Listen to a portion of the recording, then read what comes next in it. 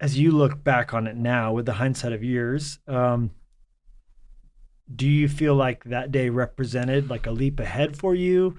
Was it just like a fun thing? Like, or what category in your mind? And don't feel like you need to give me the answer I want. I Yeah. just want to hear. Oh, well, I don't know. I feel like because it was an awesome day, and I feel like, well, not but I think that I've already grown up in a place where like growing up is valued, but not like too fast. So I've grown up in a place where I understand what it means to be a woman and to live a godly life. Pretty much, I've seen that in both of you guys. Um, so it wasn't so much as like a day that I feel like marked me as being in as growing up, but it was a good day because I feel like I already had that just in living with my friends at church and from you guys. So That's awesome. yeah. That's really cool.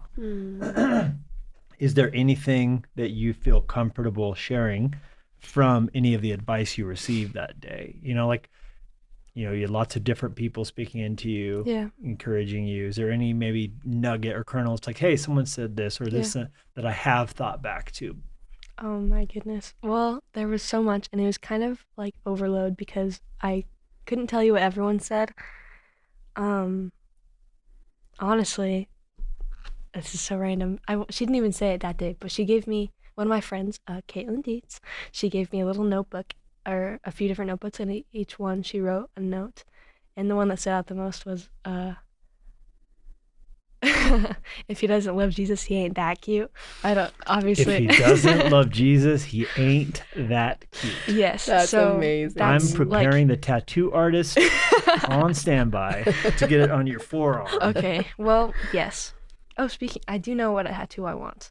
I want Lenya's name in her handwriting on my arm. I love that. Right below, if he don't Somewhere. love Jesus, Oh, he yeah. ain't that cute. As if she's the one who said it. Well, yes. Caitlin Dietz, you said that, and I remember it a lot. Think about it. That's profound advice. I love that. Because it'll wake you up. It's like cold water splashing in your face from the chemical high of a crush, right?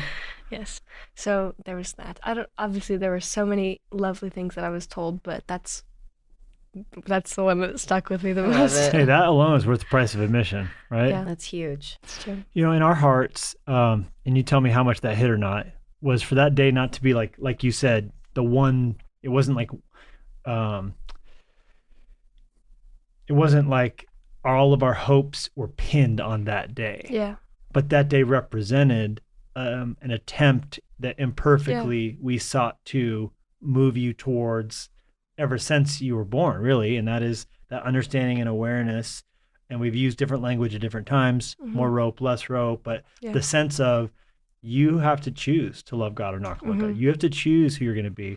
But we just never wanted there to be any doubt in your mind that the tribe of women and that your mom and dad and your family speak blessing and that you have a place within the ranks, within, the community of faith that you live in. Yeah. And so I think our attempt was for that day to represent 1,000 little conversations and dinners and moments and meals that moved you towards what we're declaring over you, as opposed to just feeling, circumstances, culture, world, or anything else, right? Well, it was like when we took you out to the dinner, the restaurant that you chose, and when you were 10 years old, and we like described like your worth and brought a teacup and a mug, and I remember you telling me, or you told me, you were like, I don't really remember, but I know the message. I know the message, and I know that it was a special night. And I think that sometimes we as parents, it's like, you don't remember like what I taught you, that whole thing that I worked so hard for you to know.